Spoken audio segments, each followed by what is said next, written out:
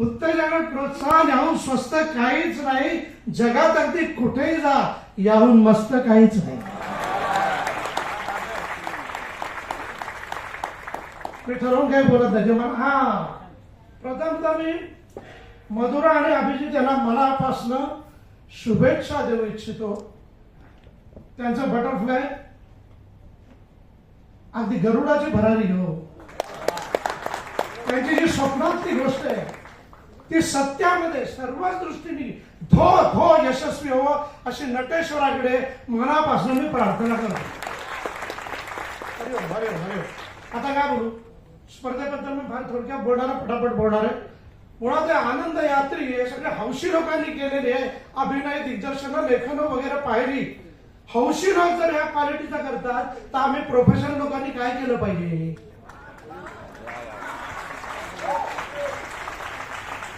हा बेसिकली विचार करण्यासारखा मुद्दा आहे की आम्हाला विचार करायला पाहिजे. हौशी लोक या लेवलचा करतात तर प्रोफेशनल्सनी काय लेवलला जायला पाहिजे. आणि एकदा अक्षरशः 2 दिवस हसतय खेळती आनंदाची यात्रा चाललेली आहे आणि आम्हाला यात्रेकरू म्हणून सामील करून घेतल्याबद्दल संस्थेचे रामभाऊ तुमचे सगळ्यांचे मनापासून आभार मानतो.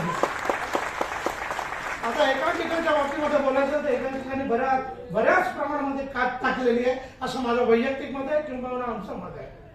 एकेकाळी उगाच एका ठिकाणी म्हटलं ऍब्सर्ड काहीतरी करायचे. जेवढं लोकांना कळणार नाही तेवढा मी विद्वान अशी व्याख्या झालेली होती. अरे पण तू संस्कार काय केलास, खेळणार काय. पण आता कुठेतरी एकांकिकांमध्ये देखील आपल्या नाटकांप्रमाणे भान आलंय असं मला वाटायला लागलंय की ज्या कलेला, कलाकाराला समाज मोठा करतो त्या समाजाचं कलाकार काहीतरी देणं लागतो ही भावना आता कलेमध्ये जन्माला आलेली आहे. प्रत्येक एकांकिका आज समाजाला काही ना काही देऊ पाहते, स्पष्ट समजावू पाहते. ही अतिशय कौतुकाची गोष्ट. उगाच काहीतरी तिरपं सो कॉल्ड इंटेलिजंट वगैरे वैचारिकतेचा आभास करा, वैचारिक नव्हे असं काहीतरी करण्याचा प्रयत्न आढळत नाही. जे मांडायचं ते सरळ होत आहे. आणि या स्पर्धेमध्ये देखील ते अगदी प्रकर्षाने जाणं राजकीय, सामाजिक, कौटुंबिक काय म्हणावं त्याला की जनरली प्रॉब्लेम्स काय म्हणतात समाजातले प्रॉब्लेम्स लाईक त्या किन्नरांची एकांकिका होती. क्या बात आहे, काय प्रॉब्लेम आहे याचा कुठलाही माझा रिझल्टशी संबंध विविध विषय ज्या पद्धतीने हाताळण्यात आले. संपूर्ण स्पर्धेच्या लेखनामध्ये जे मराठी पाहायला मिळालं, काही काही मराठी तर एवढं अप्रतिम होतं, एवढं श्रीमंत होतं आणि तरीही त्या लोकांना सहज कळणार होतं. हे आपले ज्ञानेश्वरांची मराठी.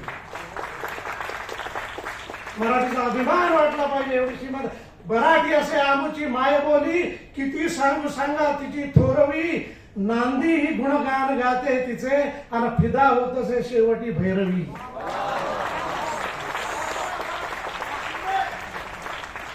आभार मानू किती ज्ञान देवा, आभार मानू किती ज्ञान देवा. किती सोपी केली तर भाषा तुम्ही लावला वेला अमृताचा, तिचा आस्वाद घेतो आम्ही. आता ठीक आहे, जरा परक्या ठिकाणी परकीच भाषा, फॉरेनला गेलात चलताय, परक्या ठिकाणी परकीच भाषा, तिथेही कुणी मराठी बोलता. गरुडा परी पंख फुटती आम्हाला मातीतून चालता चालता. बोलीन तेवढं कमी आहे मराठी भाषेबद्दल काय बोलावं. ती श्रीमंत तिकडे आढळली, कशी 4 शब्दात सांगू गड्यांनो. तिची खोल उंची, तिची उंच खोली मराठी भाषेची. कशी 4 शब्दात सांगू गड्यांनो. तिची खोल उंची, तिची उंच खोली. मरेस्तोवरी गर्व या जाणीवेचा, मराठी असे आमची मायबोली, मराठी असे. सांगायची गोष्ट ही श्रीमंती इकडे आढळली, विविधता आढळली. सामाजिक, राजकीय, कौटुंबिक संपूर्ण म्हणजे एक दर्जेदार स्पर्धा होती. निर्विवाद, अतिशय उत्तम आयोजन, अतिशय उत्तम आयोजन. ती चेष्टा नाही आहे बाहेर मंडळीचं. अगं स्वागताने करणं आणि लाड करणं 2 दिवस. हा माणूस पाहुणा म्हणून लाड करून घेतो. आम्ही दौऱ्यावरती जातो, बायको घरी काय द्यायचं असेल कुणाला पाहिजे, दौऱ्यावरती गेलो की आज स्वीट मध्ये काय, स्वीट काय तर घरी म्हणते का ते जातो स्वीट खायचं. सांगायची गोष्ट, खूप उत्तम आयोजन केलेलं आहे. सगळं एकंदरीत छान छान वातावरण. एकांकिकेचा दर्जा सफिशियंटली चांगला होता. काही काही बेसिक गोष्टी मात्र लक्षात घ्या बाबांनो. जसं मी ताबडतोब झाल्या काही लोकांना दाखवून सांगितलं, मोनोटोनी ब्रेकिंग असली पाहिजे. एका स्वरामध्ये आपण किती वेळ ठाण ठाण ठाण ठाण ठाण ठाण ठाण आणि मध्येच कुठेतरी ठाण म्हणा ना, तर रिस्पॉन्स येईल, तर ती त्याला तुम्ही होल्ड करू शकता. नंतर कुठले मेजर प्रसंग, त्याचं प्लेसिंग कुठे असावं, त्याचं दिग्दर्शकांना भान असं पाहिजे. कुठल्या तरी एकांकिकेमध्ये एक अतिशय महत्वाचा निर्णय तो डॉक्टर त्या पेशंटच्या रिलेटिव्हला सांगतो, पण तो सीन जर का एवढ्या कोपऱ्यामध्ये आला नाही, तो सीन कुठे पडला पाहिजे. अशा काही काही बेसिक छोट्या छोट्या गोष्टी आहेत, तेवढ्या फक्त लक्षात घ्या. विनोदी एकांकिका देखील चांगली होती. हा, आम्ही परीक्षकांनी एक आग्रह केलेला आहे आणि रामभाऊनी तो लगेच मान्य केलेला आहे. मी फक्त जाहीर करू इच्छितो, आम्ही म्हटलंय की आता या वर्षापासून उत्कृष्ट विनोदी एकांकिकेला देखील बक्षीस मिळालं पाहिजे.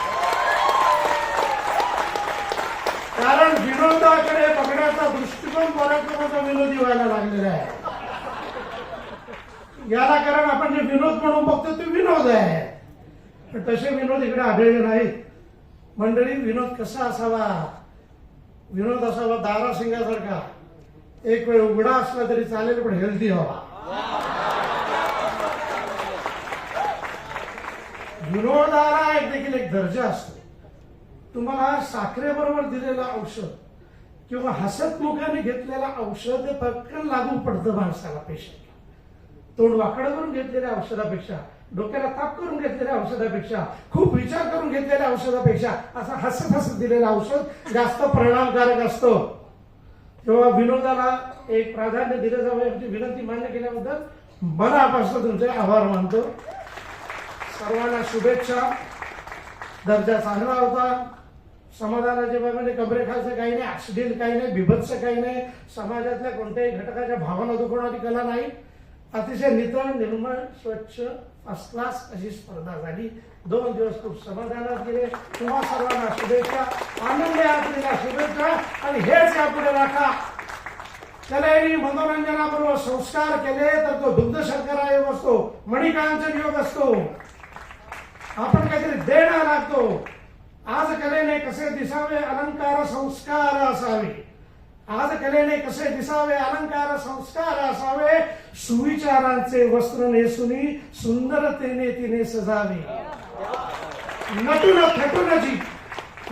थटून जी रसिक मनाला धुरळ घालते खरी.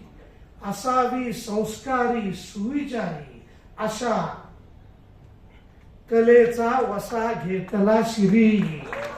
धन्यवाद. हरिओम.